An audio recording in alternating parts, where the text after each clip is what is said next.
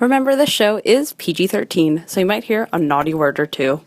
Oh, holy shnikes, you guys. We have a lot to tell you about this week. The U.S. World Selection Camp is happening tomorrow, but it's down to 8 competitors. So we're going to answer all your questions about that. Italian championships assoluti were amazing, you guys. Amazing. We have exciting upgrades coming from all over the place. And of course, the Injury-ageddon, that's what we're calling it, which always happens before Worlds, is happening. Today is September 29th, 2025. And welcome to the number one gymnastics podcast in the galaxy. I'm Jessica, and I'm here with Spencer from the Balance Beam Situation. And we have a lot of news to go over. But first, we want to start with what's happening and what is affecting the U.S. women's team camp, which starts tomorrow. And also, I would just like to mention that Melnikova now has a chung that she just showed. I thought we were talking about the U.S. selection camp. You can't throw a Melnikova chung at me. This is important for you gotta take it. It's the world's ramp up period. You got to be able to transition. Okay, so yeah, we have. Okay, let's talk about because we did our preview of U.S. women's world selection camp last week. So throw that into the garbage because we talked a lot about like Hezly Rivera and Claire Pease. Turns out what we learned this week is that we are in rolled ankle gate. National all-around champion Hezly Rivera, classic all-around champion Claire Pease, both of Valeri Woga, withdrew from world selection on consecutive days, both with rolled ankles. So my first question is, what's going on at Woga? Because this is the second time in 4 years that a Valeri Woga, not a Marchenko Woga, two different. Skye Woga. Yeah. That was where Skye was. Yeah. Two Wogas. It's a chain. Two different franchises chain of gyms. Of the Woga chain.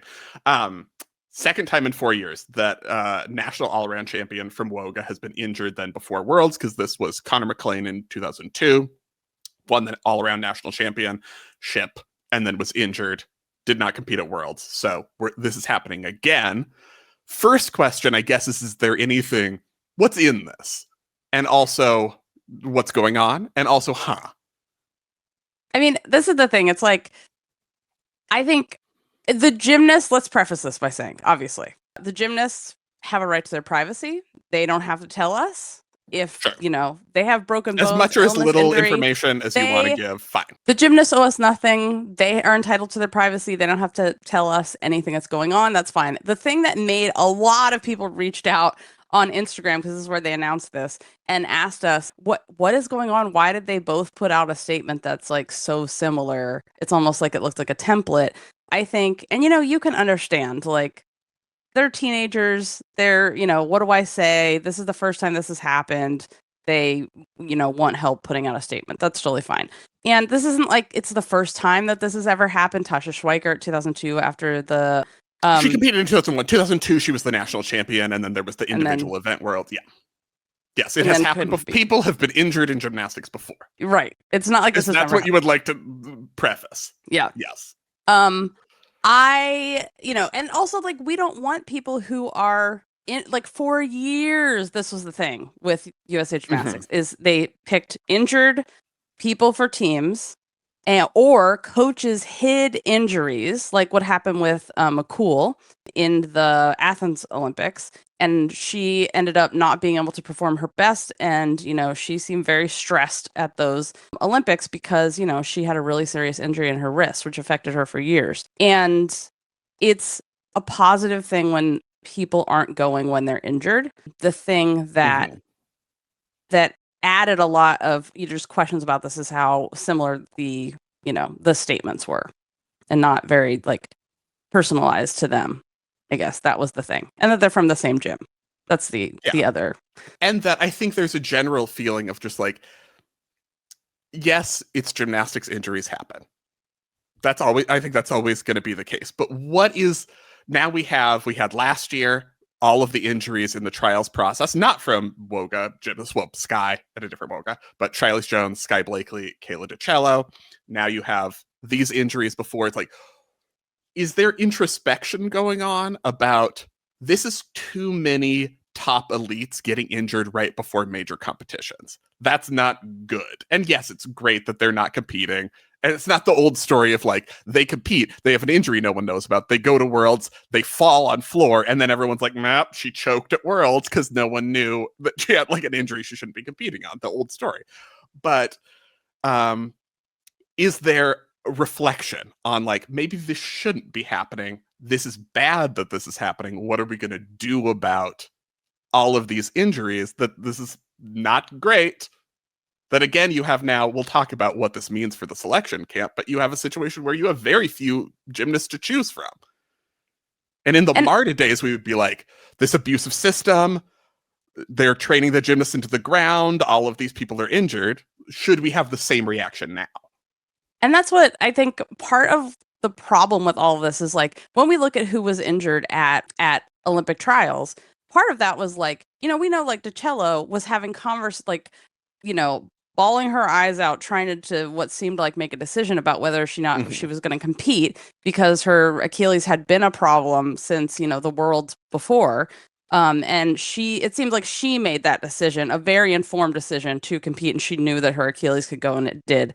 I think Shilese and Blakely, we don't know specifically if those were total freak accidents, but it didn't seem like there was something coming up, that they knew about. And the other thing is, like, the USA Gymnastics did cancel their contract with Marcia, the doctor, which is on the one hand great, because now she just she hangs out with Suni and goes to fashion shows with her. Goes to the ESPYs. So the ESPYs, it's really worked out for her, and I love that. And also the other thing that I know I've heard from people involved at the top level of USA Gymnastics in the camps is like, they can tell these coaches a million times, you're doing too many numbers. This is too much. You have to slow down. Stop having them do so much. And if the coach wants to do it and the gymnast is a minor and the parents don't make the coaches stop, they will do too much.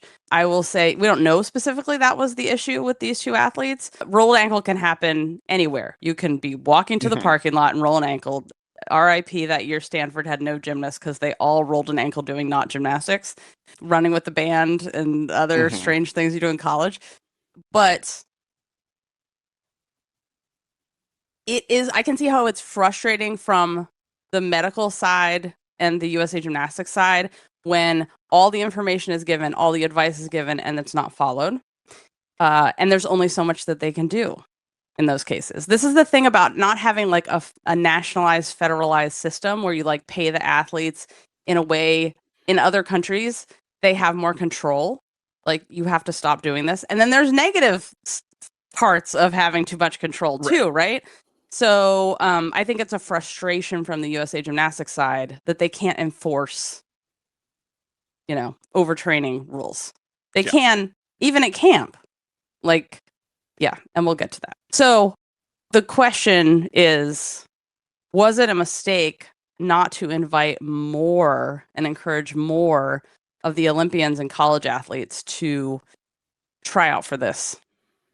Okay, well, team? The college athletes, first of all, is a question of mine. And I will say, we don't know if any like advice wasn't followed in this case and all of those things. We don't know. Yeah, we're just having a discussion about things that have happened injuries in in general, I think, and just the need it's an injury epidemic that there should at least be investigation into maybe how we can make it less.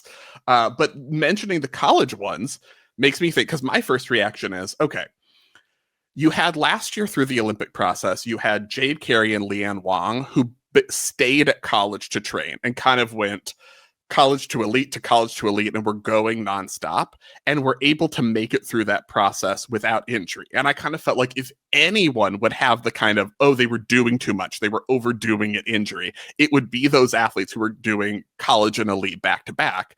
They got through that process.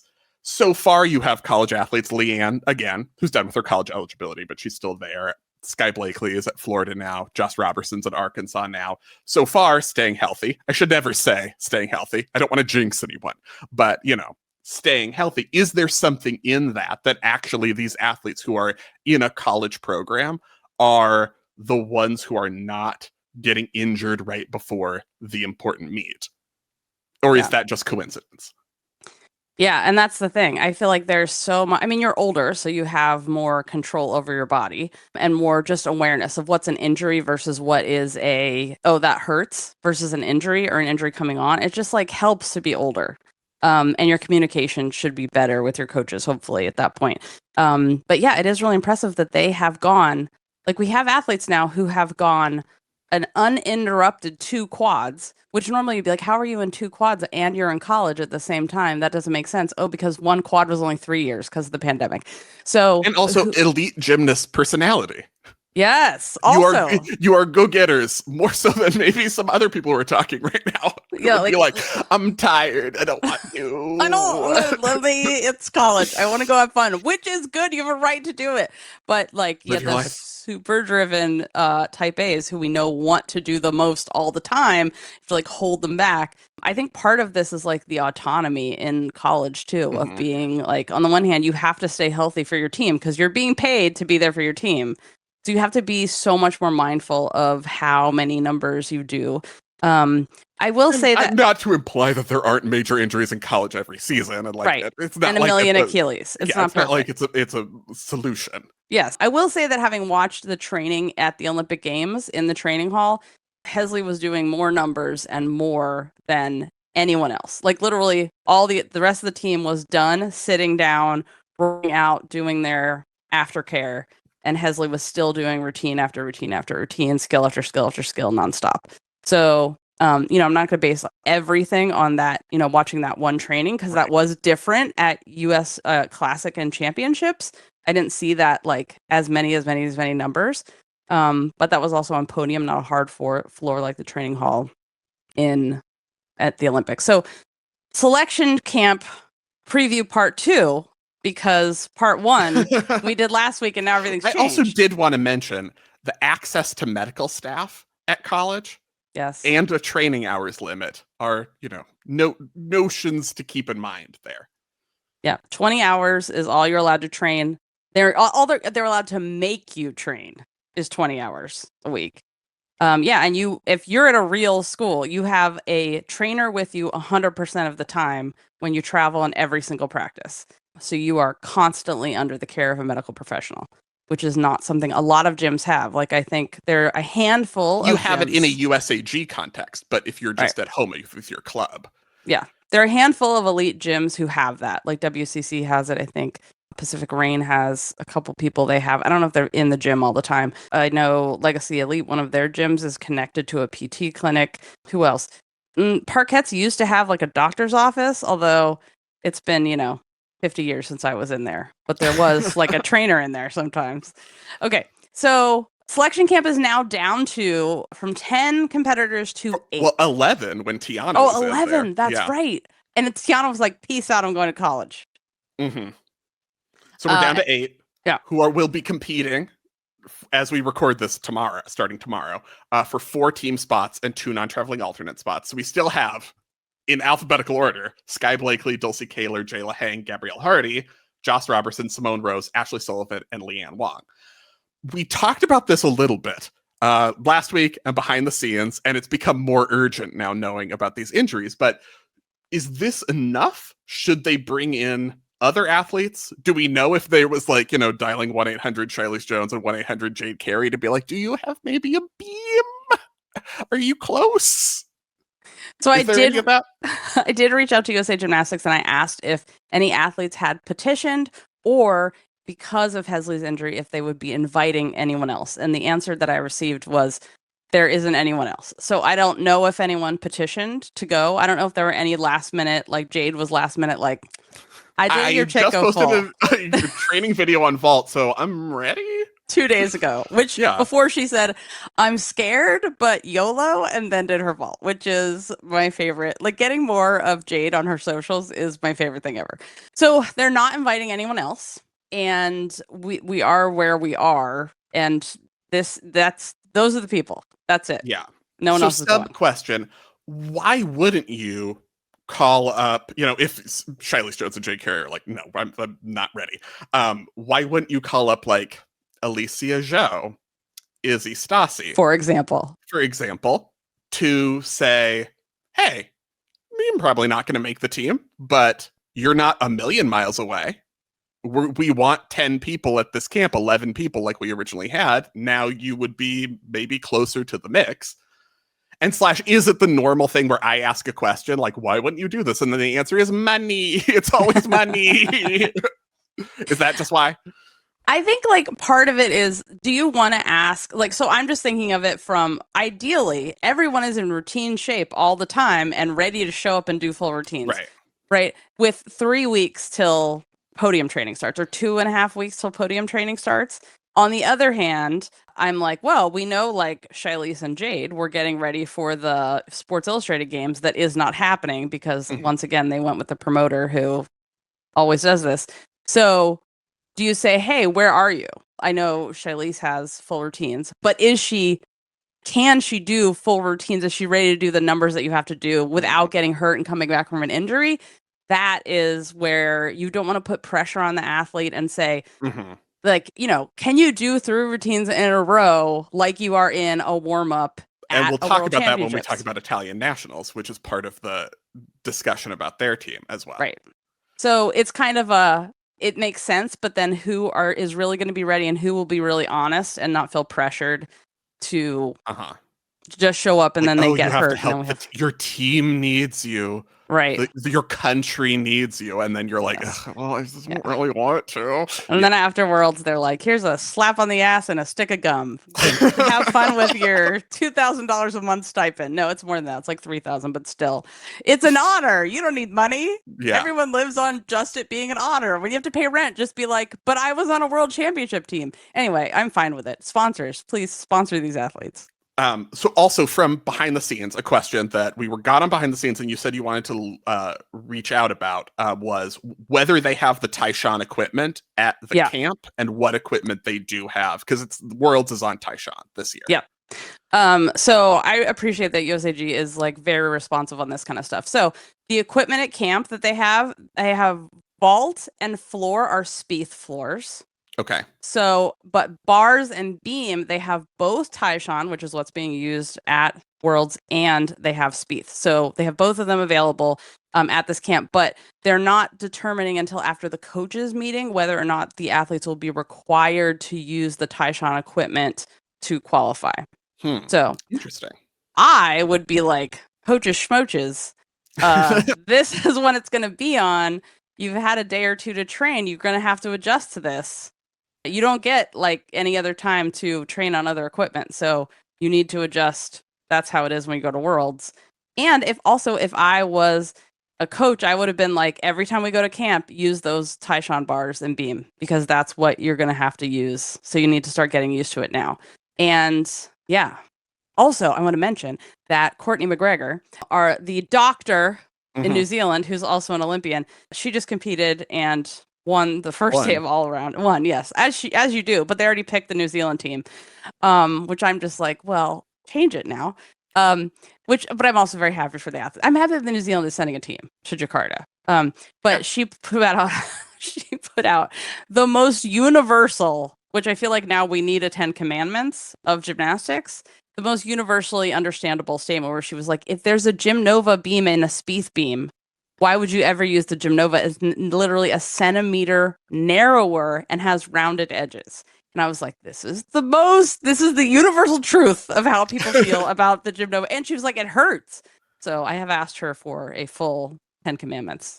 She's a doctor. So yeah. So what do you think? If you were on national team, if you were one of the Trident, Alicia, Betty, and Memo. Oh, if I were them, I would do what they do, which is don't say anything that might get you in trouble ever. Which I feel like is the Trident 10 commandment. What will not get anyone mad at me? I don't want to have a confrontation. Oh, I love this. Who is positioned now? Who's like, oh, it's way easier for me to make the team now? Everyone.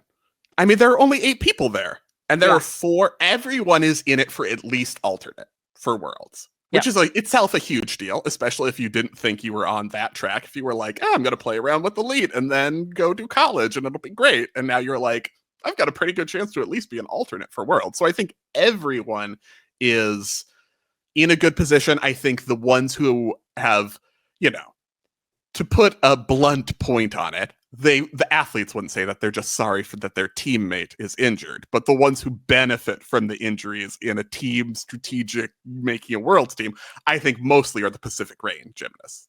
Yes. This helps them the most. Yeah, I agree. And if you already listened to Behind the Scenes, you know that I already talked about the upgrades that they have. But that's why you should subscribe to Behind the Scenes. Because you could be like, I already know this. Simone Rose double twisting Erceg, and she does it with her wrists out like one Michaela Maroney, which you don't see a lot of women do, which I like that she's using what works for her. Her Yezheva to Shapash uprise Tkachev, 2 Tkachev combo. Like she's got some things going for her. She has her full twisting double layout. Also, Jayla Hang has her chung. It's like it's onto a squishy mat, but it's like, this is the thing. If you're doing it on the squishy mat, I don't think that her, she's going to risk, like, if it's not a safe landing, that she's just going to bust out a chung. But if it is especially safe, now that I feel like she's got a solid shot to get the automatic spot all around day one without it. Right. I think if the Yurchenko double full you feel really confident with, I think now that maybe changes the strategy. We've seen Leanne Wong score in the 56s.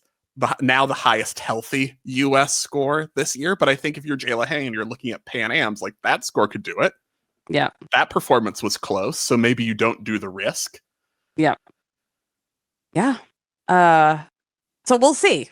It has to be worth it. And just so we can go over kind of like what are the top scores in the world, which are not necessarily the scores that get you into finals. So in vault, remember, 14.6 is the highest score, which is novice and Wong, the highest single vault score. Then the average for 2 vault, yeah. For 2 vaults, the average for 2 vaults then is 14.5 for Leanne Wong, yeah.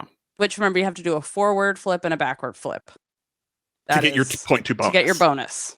To get that average. And then bars, obviously Nemour, 15.366. And then beam, the other 15.233 from Giulia Chin, which is why we're like, she stays on the beam.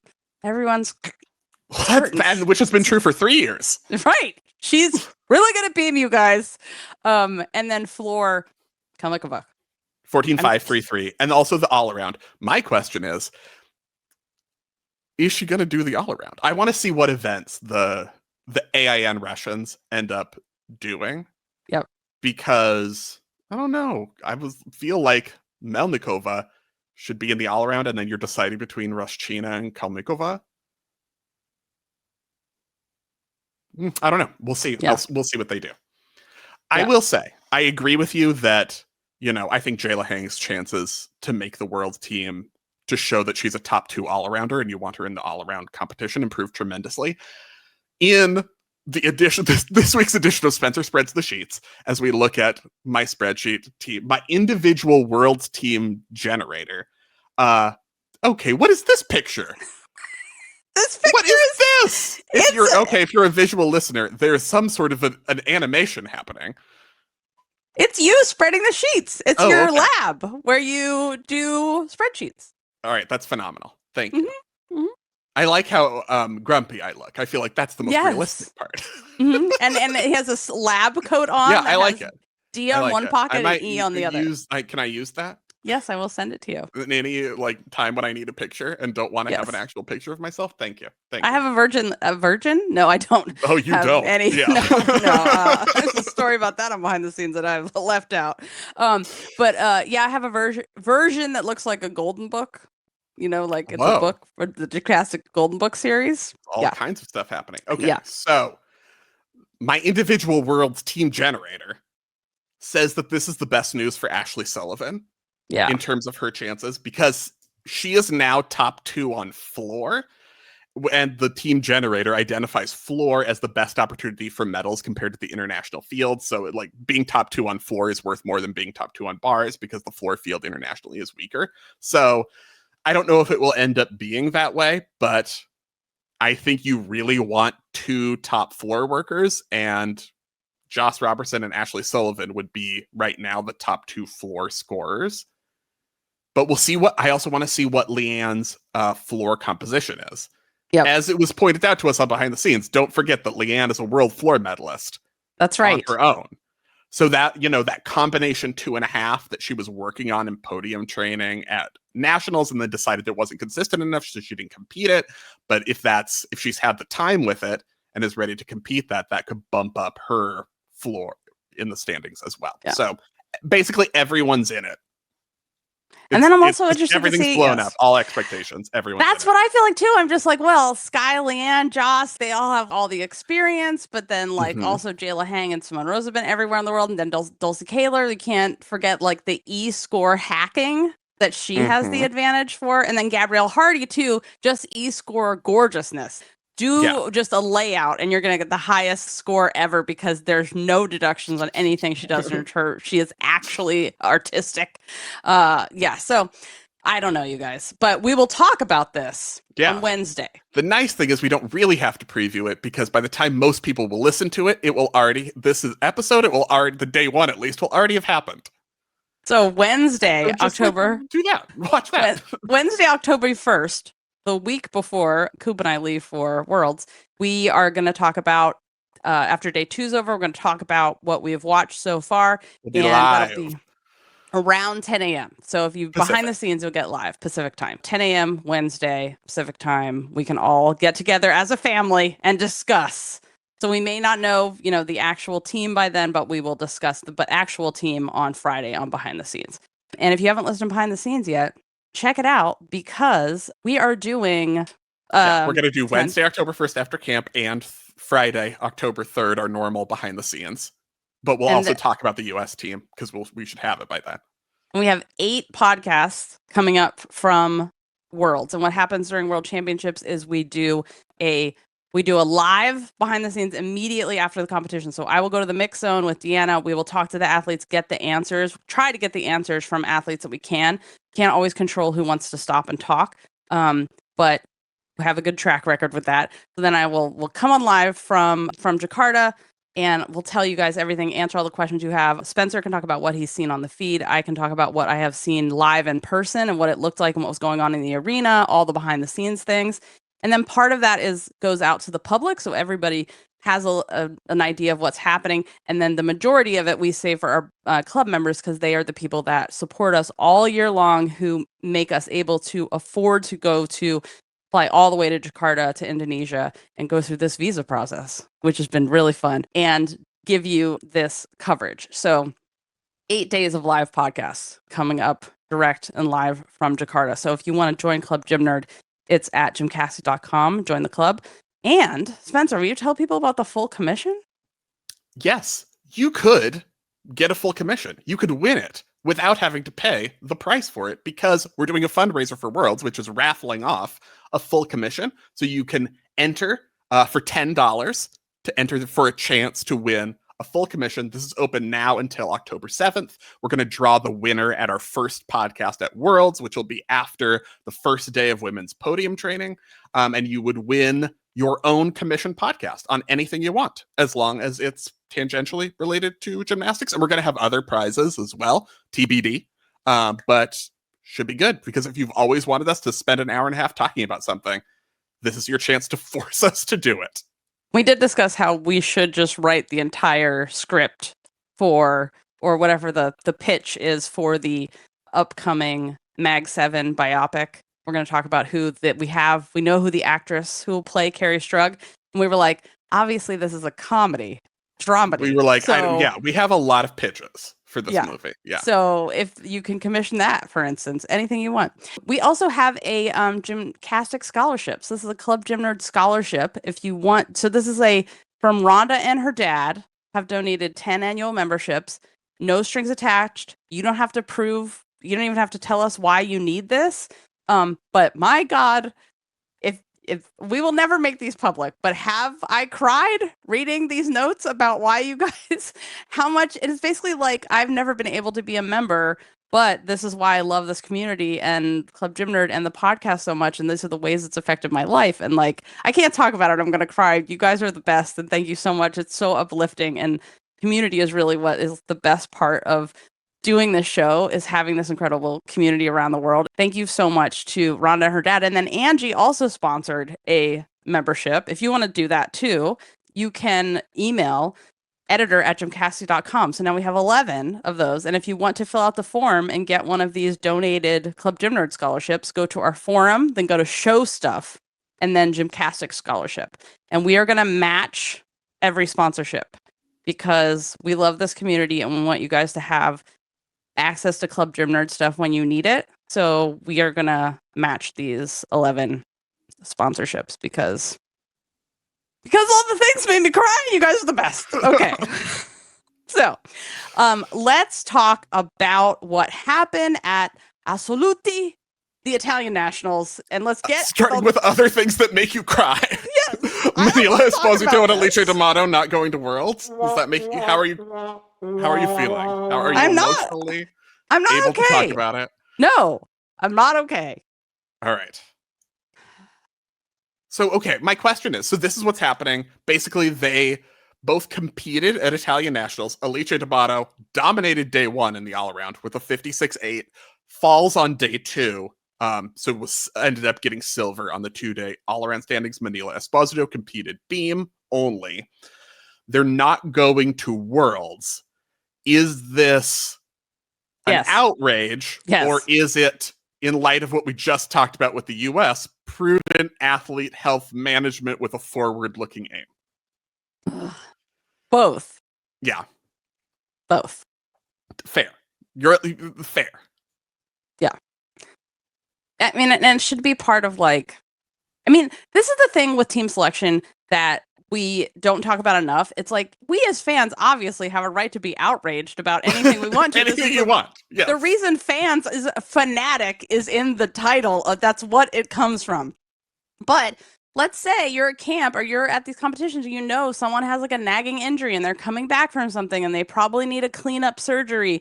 And do you want to make it worse when this is your best person and you've invested in them and you want them to have a long career and you risk it on, this World Championships when they could have, instead of making sure they're healthy for the next 4 years going into the quad? That is something that you have to take into consideration. The athlete has to take into consideration. If they're like, I never am doing gymnastics, this is my last hurrah, if I blow everything out at this meet, that's how I want to go out, then maybe you risk that. But that is part of the decisions that we are not necessarily privy to. And so I'm just like, that we have to trust that this is the right reason for the health of the athletes. But I can still be upset. Yeah, fair. I think the interesting thing for me is, in general, in many countries, for many athletes, especially veterans, this Worlds is not really being treated as a priority. Which I think is interesting. Insane. But we have, Skye Blakely said, I'm going to do bars and beam this year. I'm not going to push it for vault and floor because 2025 is not the goal. 2028 is the goal. Makes total sense. And we praised this 2021 when Andrade was like, I could win the all-around at Worlds, but I'm not going to do floor because I need to preserve myself for the future, which I think ended up working very well in her ability to withstand further years and be successful at the Paris Olympics. But what we're seeing consistently is, Alicia D'Amato just competed 2 days of all-around in a weekend and did well. I mean, I think you could say the second day, maybe it caught up to her and she had more falls on beam and floor. So that's fair to say maybe not ready to do a whole Worlds. But we're seeing maybe I'm prioritizing competing domestically, domestic national championships, over traveling to Worlds. And I think it makes sense. I understand the instinct that, okay, the priority is 2028 or Team Worlds later, getting ready for the Olympics. You want to, and I think Italy, Casella mentioned this, talking about the team. I do not speak Italian, so this is going off translations. Picking the team was specifically designed to give other people experience because you might want to use them also in later years once they've had more experience. So this Worlds is an opportunity to give people experience. That's kind of the general idea. So the opposite of Australia.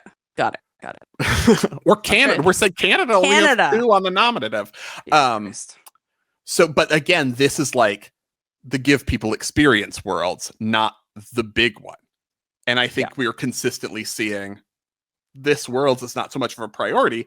which is maybe something that FIG wants to look at in terms of how this is our big competition of the year. This is our big hurrah. We want athletes to treat this as the priority rather than like their national championship. Yep. Here's what this is like. When a rationale is explained like this, like it makes sense, right? Like you want to give people experience. This is a really short world. It's easier on their body, this given the length of the competition. But here's what is crazy to me is that this is not prioritized by every program and every coach.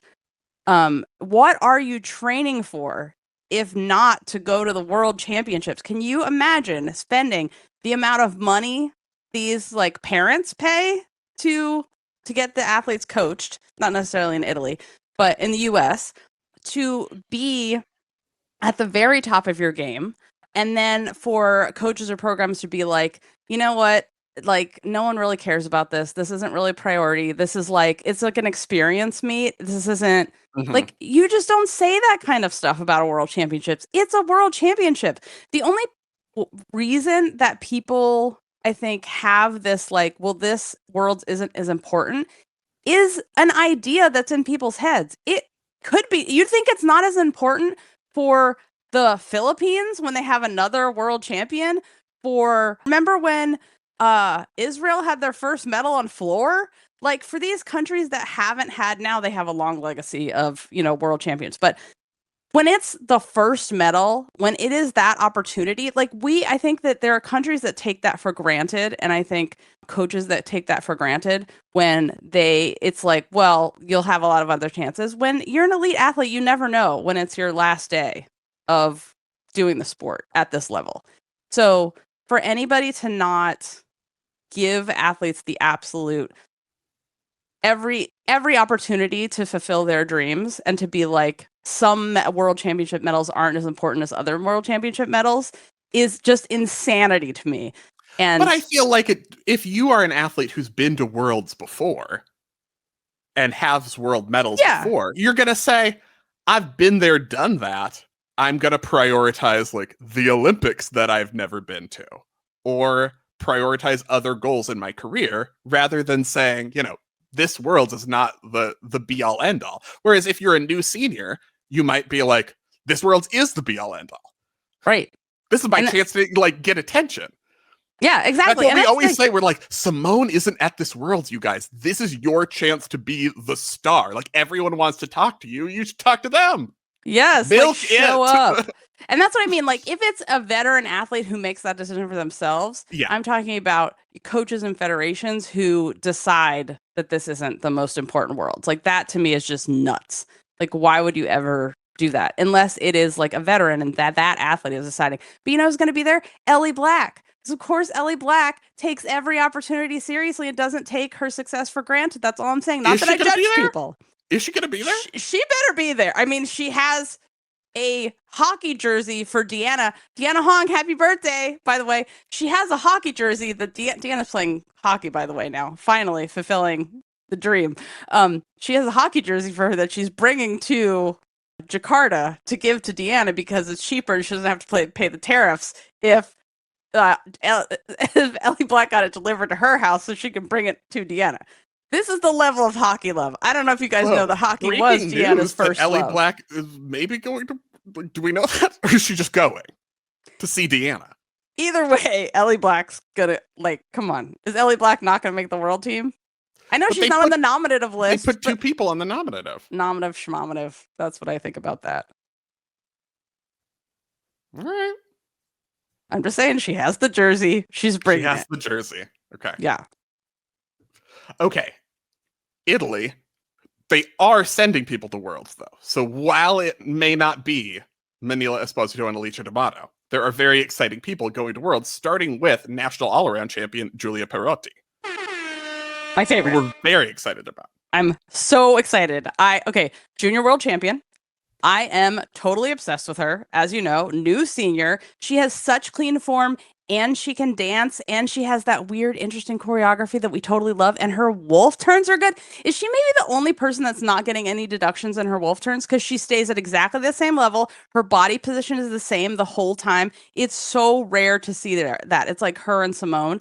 So we talked about her earlier this year because of her creative choreo. And one of the things that I love about her choreo is like that she does on beam, you know, that part that she does, like she kind of does like you have to do the low on the beam, but you have to touch her leotard, whatever, to the beam. But she's sitting on the beam and then she, you know, sort of kicks the invisible ghosts, but so elegantly. I'm sure she's eloquent as well. But also her double turn on floor in Y position, no deductions. There's no deductions. How many people do you see that don't have deductions? All of her leaps, so excellent.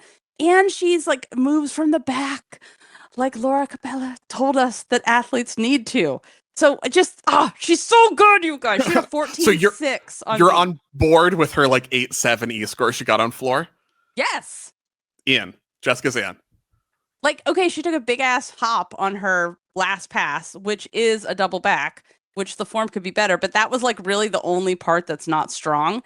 The whole middle, everything that's not an in the air tumbling is perfect from her. Come for me. I'll meet you in the alley. We also have Emma Fioravanti, who finished third all around. So it was Perotti, then Alicia D'Amato. Officially, Kaylee Nemour was also there. We'll talk about it, but she wasn't in the Italian standings because she is not competing for Italy yet. But we also love Emma Fioravanti. So we're very on board with this team. Her punch layout, punch double front, which is like giving Daria Bijak.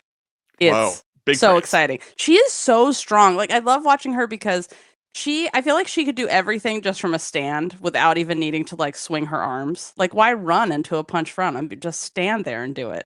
Like, she just is so strong. And I love watching someone and I'm like, watch this. They're going to fly. That kind of gymnastics. Mm-hmm. Who else impressed you that's on the world team for them? Okay, well, we also have Chiara Barzasi, who is on the nominative team. And I was really worried about her because I do love her bars. And she was first in the first rotation on bars. And she went and her routine was great. And I was like, put her on the world's team. And then 17 more people went up after her with great bars routines. And I was like, okay, hold it, save it. But she is really excellent on bars. I was worried because she did not have the best national championship. She had some falls. And I was like, when we weren't sure about Alice and Manila, I was like, I'm worried that she gave away her chance to go to Worlds because it wasn't the best national championship. But I will say, I think her bars is excellent. I love watching her. I love watching her style. And also at a national championship where I felt like we were giving out E-scores like candy. And then suddenly Chiara went and it was like, you get a 7. And I was like, where was this for everyone else? So I was feeling outraged on her behalf. So then I was grumpy about that. And then she made the world's team, and I was like, okay, I feel better. Because this is all about me, as we've established. This is not about the gymnast. This is about how it makes us feel at any given moment. And I was very happy to see her still be in the world's group because I think she is super talented. And I like that she's getting this opportunity, especially when others like Sofia Tonelli, who we saw at Euros, she was very good at Euros. She was only competing bars here. I don't know if she's just like fully limited to bars, but if she's only competing bars, I especially think this is an opportunity for Chiara Barzasi. And if you're saying this is a give people experience meet, she's definitely one you want to give experience to. We also have Asia D'Amato on the actual team, who we haven't talked about, and it's very exciting to see her compete all 4 events. Yeah, all around for the first time. So she got injured pre-Olympics, 4th all around, and like, you know, the consistency, the intricacy of her gymnastics. And I also like that there's, you know, her veteran energy on this team, I think will be good. And I'm excited to watch her. Yeah, it's just exciting that she's like ready to go because there's so many times recently. I mean, she's had many major competitions and is very decorated as an athlete, but recently it's been like, oh, and then Asia got injured right before the selection for this competition, or oh, Asia's injured, so she's not going to be able to go. So seeing her be in position to be the one who's like, I am ready to go to Worlds and compete is really nice. And seeing her do floor again, feels like it's been so long, and her double Arabian was so good. At least day 1. Yeah, I didn't see floor day 2 because it was at 2 a.m. my time, and you know, we all prioritize things. But her floor day 1 was excellent. Sleep. You need to stay alive. I can't believe I forgot to talk about this. This is very relevant to Italian championships. when we were talking about prioritizing worlds or not, and thinking about like some federations and programs that are like, this world isn't that important, is important because like all of your accolades add up to how much money you can make in NIL. Okay, so speaking of athletes that, I don't know, could maybe come to the US and make some money if they wanted to, but I think she's doing just fine. Kaylee Nemour was invited to compete at the Italian National Championships, and she did, and something shocking happened.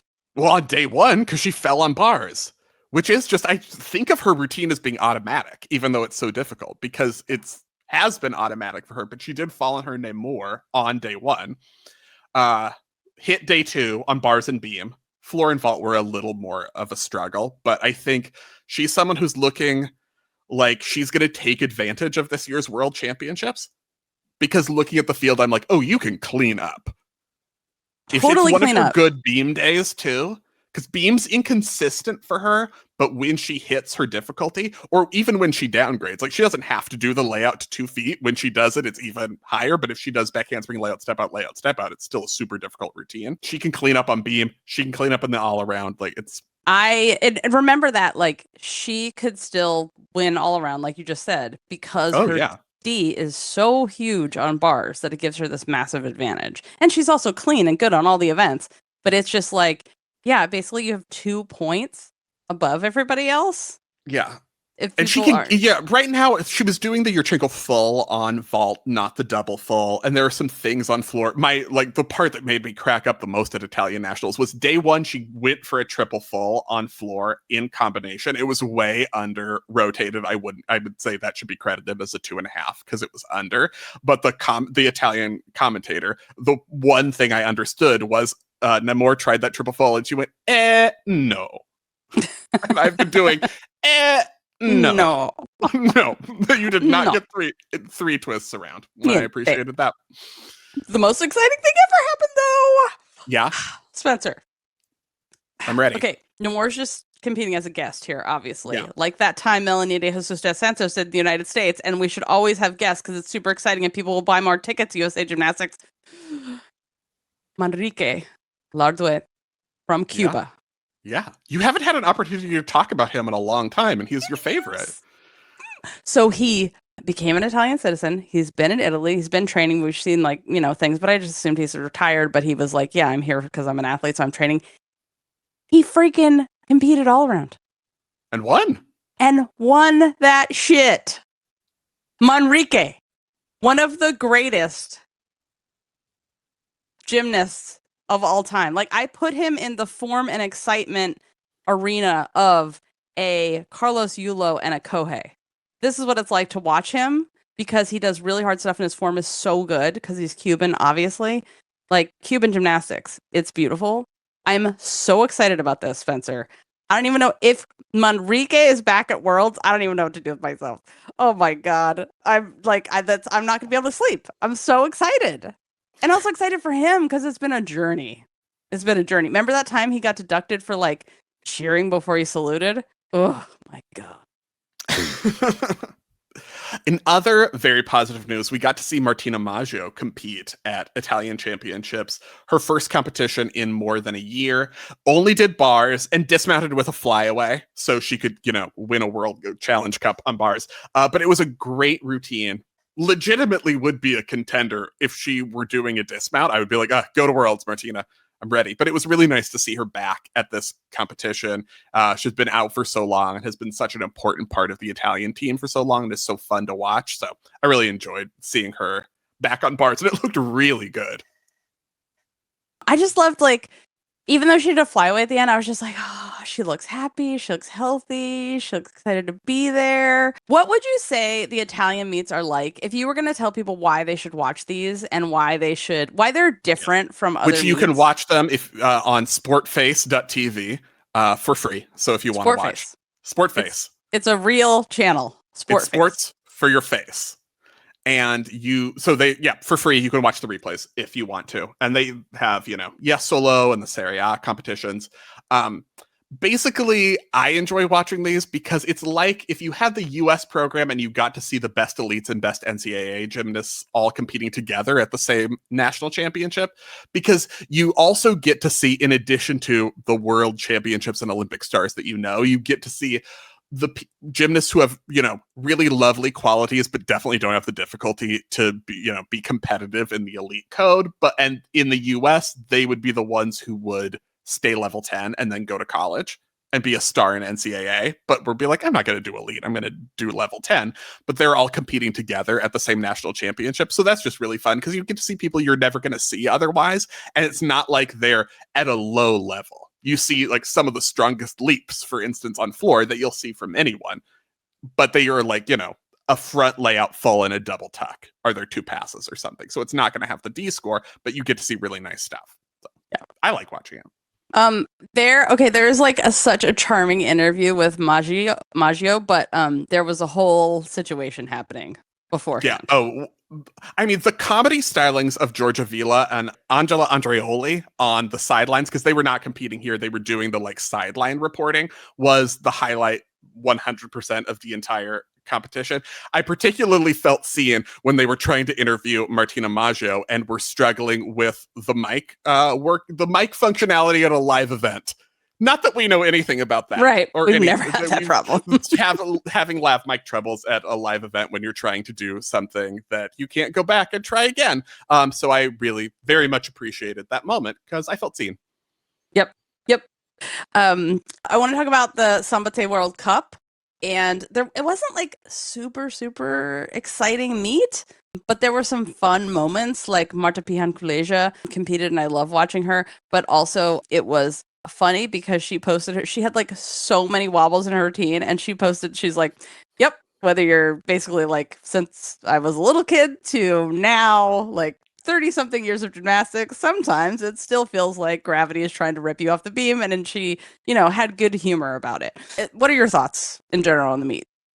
Yeah, I felt like this was very much a worlds are soon and I don't want to get injured was the overarching thing at this meet. It was not as well attended as the Paris World Cup that we talked about a few weeks ago. I think a lot of people were either in this is my final national trials weekend, so I need to compete at that, or prep for Worlds mode. So there weren't as many people. We saw some real highlights though, because Flavia was there first of all. So that's always a win, and she won beam and looked really good. She had one major wobble and a couple hesitant connections. Her dismount was great. She looks ready to go for Worlds. Is one of those who looks in great shape. Beam. If the people hit, we're going to get a great final. If the people who make the final and have the highest scores all get to the final, which never happens, it's going to be great. But that was obviously a highlight, but that's kind of feels like that's the obvious highlight. Like you can't pick Flavia because it's like, oh, really? You liked Flavia's beam? You're alive. So there were some other highlights, but like, to be honest, that was the best one. Yeah. Denisa Golgota, though, won floor, which is very fun. So cool. She was out from 2019 to 2024. She was retired. She competed at Euros earlier this year, and she's back. She won floor. That was very fun. And like, not just like she's back doing gymnastics, because we saw her come back before the Paris Olympics and just like be in the gym and sort of, getting back in shape and doing basics. But like, she's back.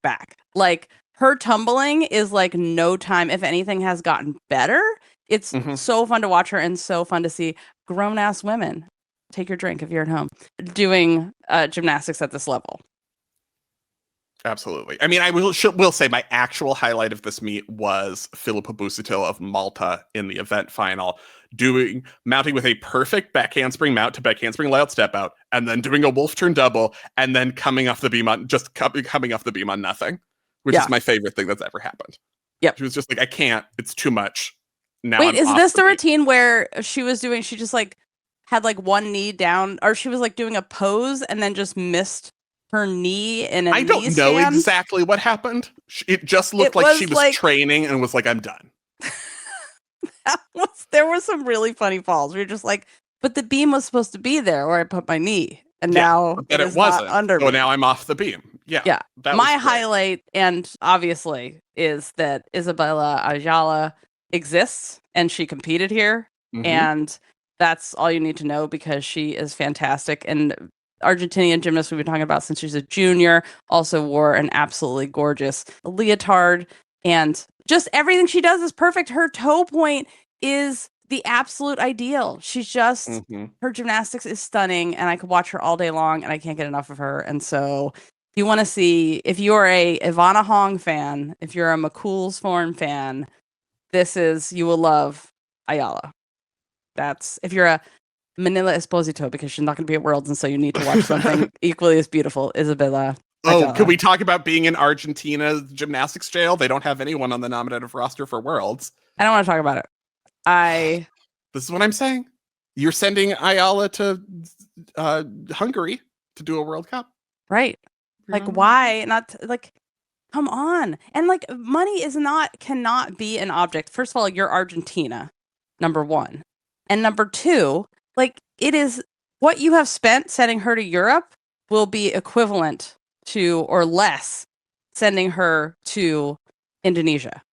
It is not a country. It costs way less once you get there, to be in Indonesia than it does in Europe. So I don't want to hear it, Argentina. I expect Isabella Ayala to be at all of the meets that I want to watch. Yeah. The real bummer of this competition was the injury situation, because we had Laura Casabuena on bars.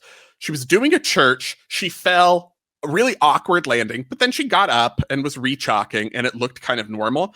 Then she got up to grab the bar again, and it was that moment of like, oh no. Something's very wrong. And so then she looked like she was in a lot of pain as she was being looked at, and there was kind of a long medical delay. So that was bummer number one of the competition. Bummer number two was Aaliyah Leet of Great Britain on beam, who punched her dismount round off into her dismount punch, missed a foot and twisted off to the side, and ended up landing right on that part of hard floor where there's no mats for some reason. So that looked ouchy. She was another one who was getting medical attention for a few routines after that. And I was kind of like, let's just put a mat there too, because sometimes people don't go off the beam right straight like they meant to. Oh, exactly. The matting situation. Don't even get me started on how the bars the women's bars have a gap between the bars of like a foot on either side, which is insane. You can fall anywhere, and you can fall in between the bars. And the most dangerous thing is not just falling it can be just falling on the actual floor, actual podium, because obviously it's harder.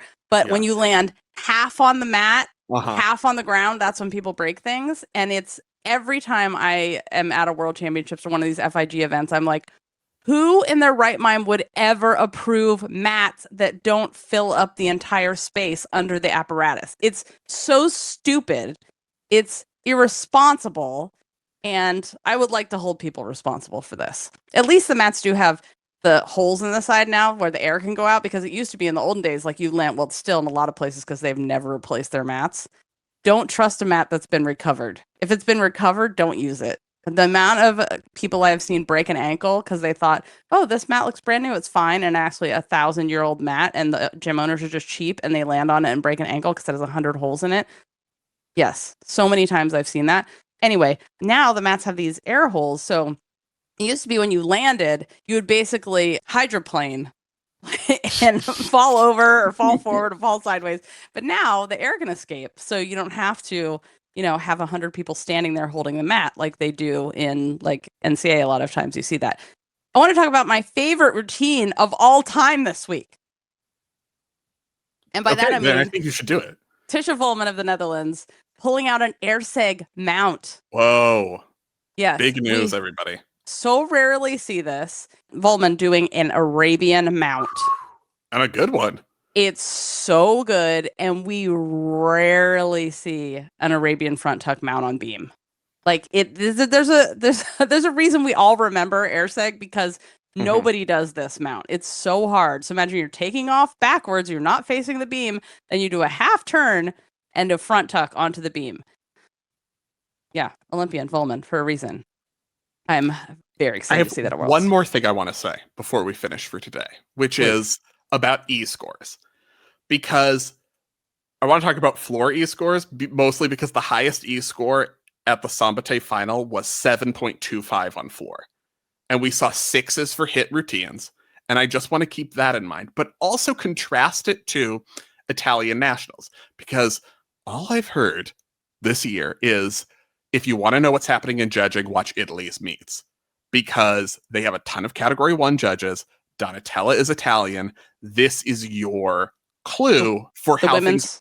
The women's technical committee head, so she's the head judge of the world, and she's always standing there watching all the routines at the Italian meets. So yeah. So if you want to know what's going on with judging, watch Italy. And so if that's the rule, then what I'm taking is what's going to happen at Worlds is all the famous gymnasts are going to get a 9 on execution, regardless of the routine that they do at Worlds. I'm like, okay, that's interesting. But if you watch Szombathely, the lesson was, everything you're doing is wrong. You get a 6 for a hit.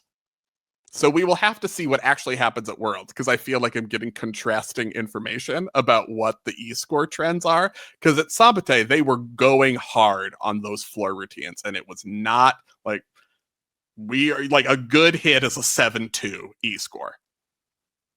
Yeah, which is, if you're following the rules, that's what it probably should be. Because, you get 3/10 for breathing. Gymternet news. Interesting developments. The Paralympic body has dropped its sanctions against Russia and Belarus following the trend of Russia and Belarus can now come back to the Olympic fold. Ukraine, of course, denounced the International Paralympic Committee's decision to lift all sanctions against Russia and Belarus, but claiming that those who voted for it had betrayed their conscience and the Olympic values. That's from DW.com, which is a German channel that I follow. And I enjoy their content very much, by the way, if you're trying to keep up with your German and want to know weird German cultural facts. They also have that. Just letting you know. Thank you. Olympic gold medalist Yang Hak-song has retired. This is very upsetting. One of our favorites, South Korea, so amazing. Like one of those people that we're just like, do you know why you should see men's vaults, men's gymnastics in person? If you want to see what it's like to see a person shot out of a cannon without a cannon, watch Yang Hak-song's vault. That is what it's like. It's incredible. So he will be very, very much missed, and we wish him many healthy ankles in his eponymous handspring triple full. Triple full. He was a god. Is a god. I mean, yeah. He is a god. Yes. In the not good news, this is incredibly sad, but not uncommon, unfortunately. An Indonesian gymnast, Albari, has passed away after a training accident in Russia. So he was training for hopefully making the first Worlds in Indonesia, hosted by Indonesia. And according to a Russian coach in the Russian press, said that Albari, he was 19, he was training in Russia to prepare for Worlds. He was trying a skill on high bar.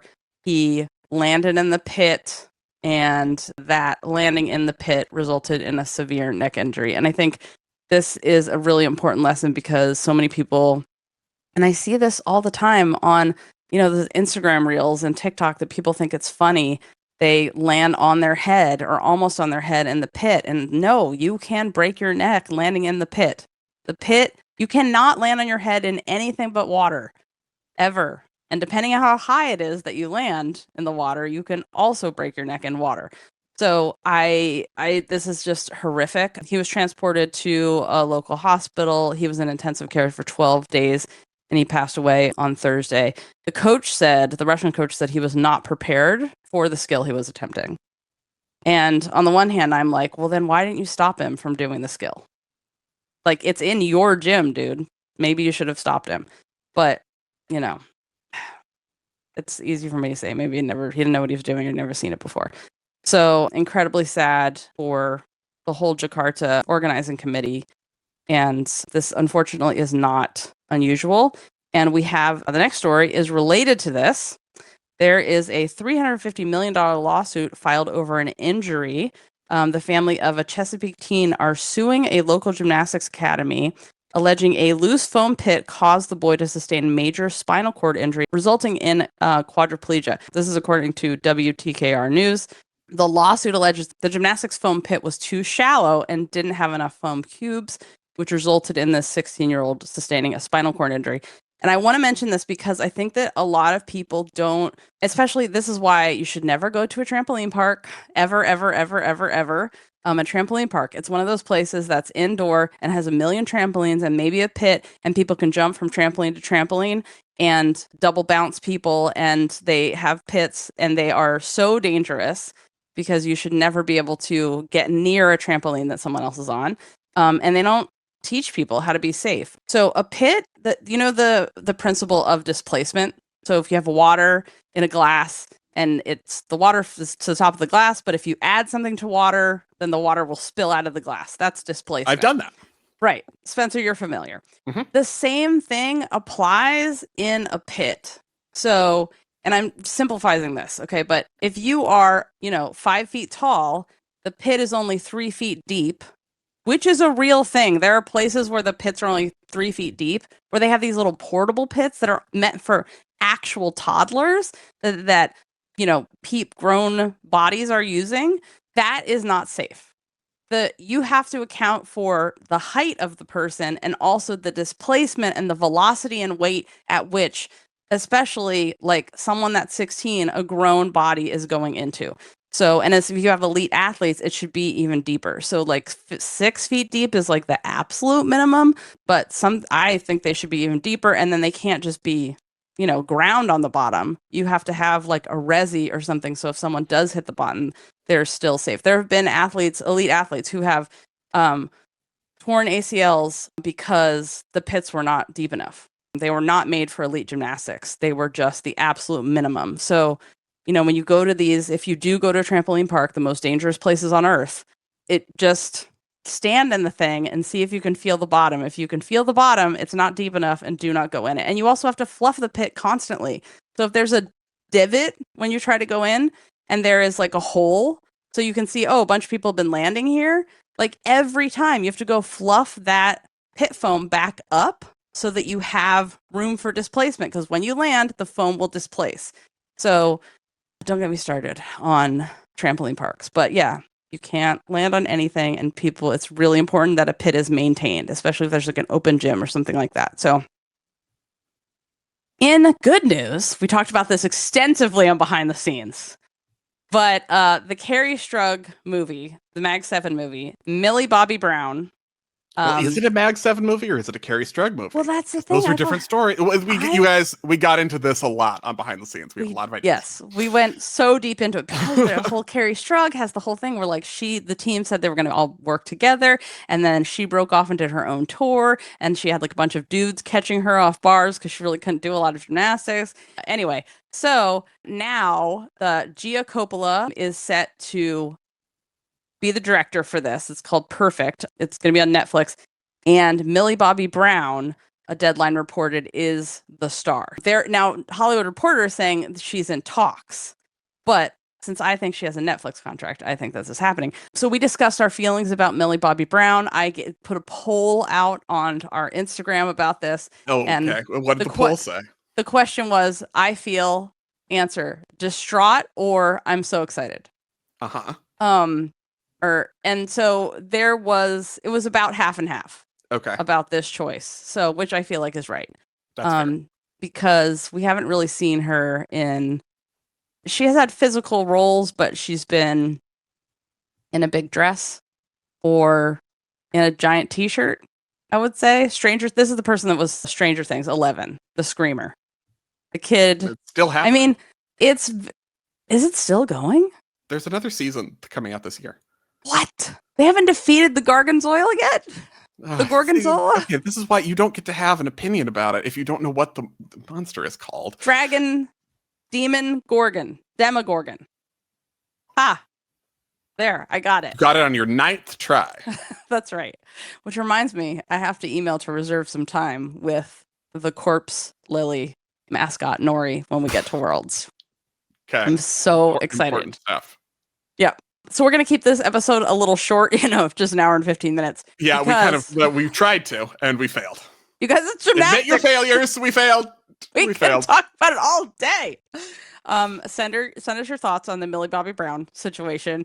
And we're going to see you Wednesday, October 1st, around 10 a.m. to talk about U.S. women's selection camp, down to 8 people. And then Worlds, our first show from World Championships will be October 17th. I'm going to have 2 preview episodes for you before that happens. So it's coming up. We're getting excited. So thank you so much for your support, everyone. And until behind the scenes on this Wednesday at 10 a.m. Pacific after women's, then we'll have another one on Friday, your regular one on Friday. Remember to take off on gay, split on rights.